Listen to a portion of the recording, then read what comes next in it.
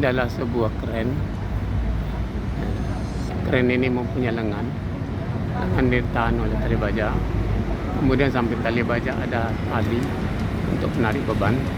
Apabila bebannya ditarik seperti pada gambar ini, ya, yang mana kren ini dalam melakukan pekerjaan menarik, maka lengannya ini akan mendapat tekanan, sedangkan tali baja yang antara lengan tadi akan mendapat tarik. Nah, inilah cara kerja sebuah kren, dan untuk menghitungnya itu dapat kita lihat secara atau kita gunakan secara analit maupun secara vektor. Ini adalah aplikasi untuk keran di dalam melakukan pekerjaan. Seperti contoh ini kalau kita gambarkan secara sederhana, kren dalam melakukan kerja seperti ini untuk menghitung besar beban tarik dan tekan pada waktu kren bekerja. Kita misalkan sebuah kren ini digantungkan beban sebesar 200 kg. Kemudian pada ujung titik C ini adalah merupakan titik tumpuan. Tali A dengan adanya beban 200 kg itu akan tertarik. Sedangkan lengan keran BC ini itu akan tertekan ke bawah dan tali A akan tertarik ke atas. Garis kerjanya tali A ini bekerja, kalau kita pindahkan tali A ini adalah ini, titik C ini adalah ini, maka tali A itu arah garis kerjanya tuh lurus ke atas seperti ini. Sedangkan lengan keran yang tertekan ini itu bergeraknya ke bawah seperti tanda panah ini, dan di ujung ini kita misalkan B aksen, sedangkan tali A ini tertarik pada ujungnya ini kita misalkan C aksen. Untuk menentukan besarnya tali A tertarik dan tali B tertekan, itu tergantung kepada berat beban G ini. Berat beban G ini kita lukiskan dalam bentuk panjang garis. G ini 200 kg, kita lukiskan yaitu 200 kg per cm. Tetapi karena ukuran daripada AutoCAD ini milimeter, maka 200 kg ini kita jadikan 2000 mm. Jadi dari titik C ke titik G itu kita lukiskan dalam panjang vektor 2000 mm seperti pada gambar ini. Sekarang untuk menentukan besarnya tarik dan tekan adalah mulainya yaitu daripada ujung G ini. Tali A ini kita tarik garis jajar, B aksen sama G ini, terus kemudian untuk B ini sendiri dia akan terjadi pemotongan. Sedangkan untuk tali A tertarik, itu kita tarik perpanjangan BC ini dari ujung G ini sampai memotong titik C aksen ini. Maka bentuk diagonal ini dapat menentukan besar daripada tali A tertarik dan batang lengan dari kren tertekan B seperti ini dengan adanya perpotongan antara garis yang membentuk diagonal ini. Untuk menentukan besar tali A tertarik dan batang B tertekan, dapat kita pindahkan seperti ini. Nih. Jadi setelah kita lihat, kita ukur dari titik C sampai C aksen ini dapatnya 4877,53 mili. Kalau dijadikan senti, itu akan dapat 487,753 kilogram. Seperti ini. 487,753 kilogram. Dari skala ini kita jadikan senti, dapatnya segini. Sedangkan batang B akan tertekan, B ini akan tertekan, ini, itu dapatnya setelah diukur dari C ke B aksen ini, dapatnya 6.334,21 mili. Kalau kita jadikan senti, itu dapatnya 633,421 senti atau sama dengan 633,421 kilogram. Nah, inilah cara menentukan secara vektor tarik maupun tekan suatu kren yang bekerja seperti ini. Untuk itu, benar atau tidaknya hasil ini bisa kita lihat nanti secara teoritis atau analit, dengan catatan kita akan membuat sumbu X dan sumbu Y. Ini sumbu X, ini sumbu Y. Kemudian kita pindahkan seperti ini. Dari C ke sini itu adalah min X. Dari C ke kanan ini adalah positif X. Dari C ke ujung ini itu adalah Y positif, sumbu koordinat sumbu Y positif. Dari C ke G ini adalah min Y.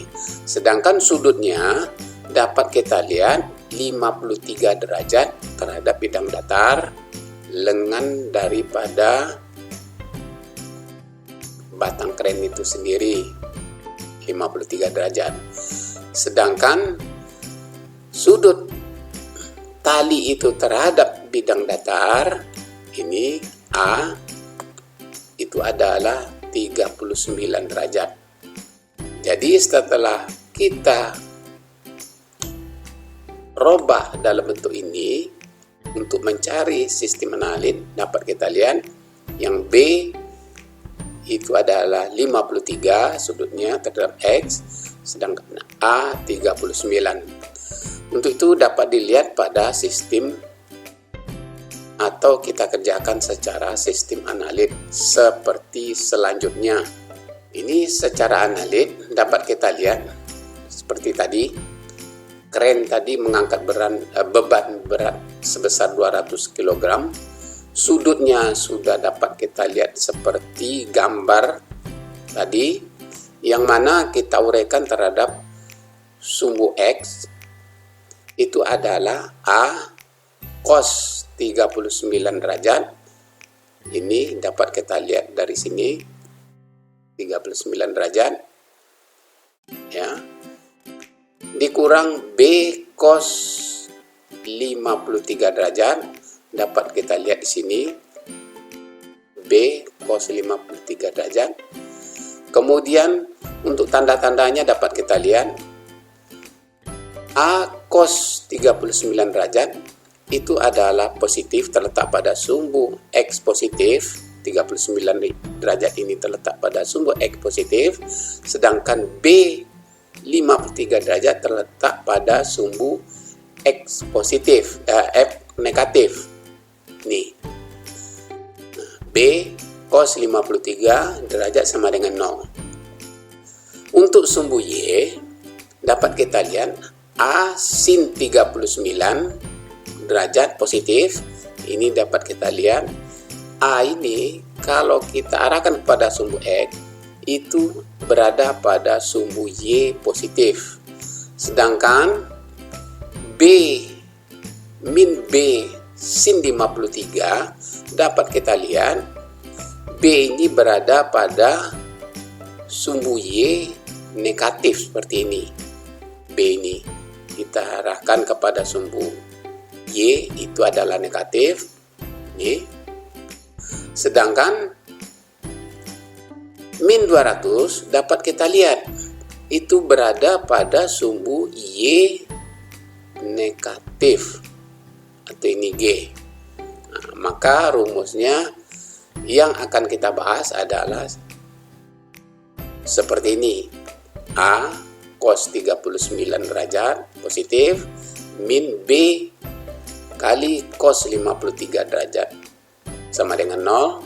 Kemudian untuk sumbu Y kita dapat lihat positif A sin 39 derajat dikurang atau min B sin 53 derajat sama dengan min 200. Ini akan kita selesaikan. Cos 39 derajat itu dapatnya adalah 0,771.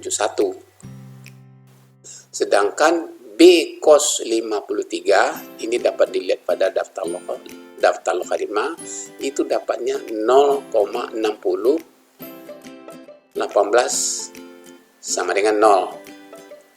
Kemudian untuk A sin 39 itu dapat dilihat pada daftar logaritma yaitu 0,6293. Kemudian B sin 53 itu dapat dilihat 0,7986. Kemudian ini tidak bisa diselesaikan, maka dibuatlah perkalian yang 0,7986 ini dikali seperti ini. Sedangkan yang B yang 0,60 kali 18 ini dikali di bawah seperti ini. Maka diselesaikan A 0,771 dikali 0,7986 seperti ini. Kemudian yang untuk B ini sama 0,60,18 dikali dengan 0,7986 seperti ini sama dengan 0. Sedangkan di bawah itu adalah 0,6293 dikali dengan 0,6018 seperti ini. 0,6293 kali 0,6018. Kemudian yang B ini, yang sin B 0,7986 dikali dengan ini, dengan 0,6018 seperti ini. B 0,7986 dikali dengan 6078 sama dengan min 200 dikali dengan 0,6018. Kemudian ini akan diselesaikan. Ini dikalikan ini semuanya dikalikan, maka dapat disederhanakan. 0,771 dikali dengan 0,7986 hasilnya adalah 0,6206. Sedangkan yang B 0,6018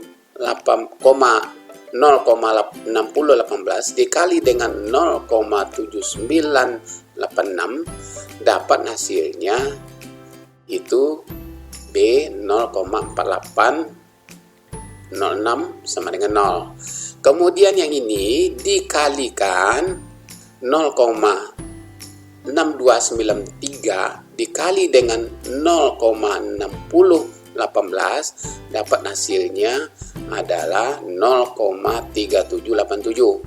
Sedangkan B 0,7986 dikali dengan 0,60,18, dapat hasilnya B dikali dengan 0,4806 sama dengan 200 dikali 0,6018, dapatnya min 120,36. Kemudian setelah dikurangkan ini, yang B hasilnya 0, sedangkan yang ini positif ya, dikurangin dapatnya 0,2419, B-nya 0 sama dengan min 120,36. Jadi untuk mencari A ya, itu adalah 120,36 dibagi dengan 0,2419, dapatnya 497,5609 kg. Nah, itu adalah untuk tali A tertarik. Kalau kita lihat secara vektor tadi, tertariknya tali A itu dapatnya 487,753 kg. Jadi hanya perbedaannya hanya beberapa kilogram saja.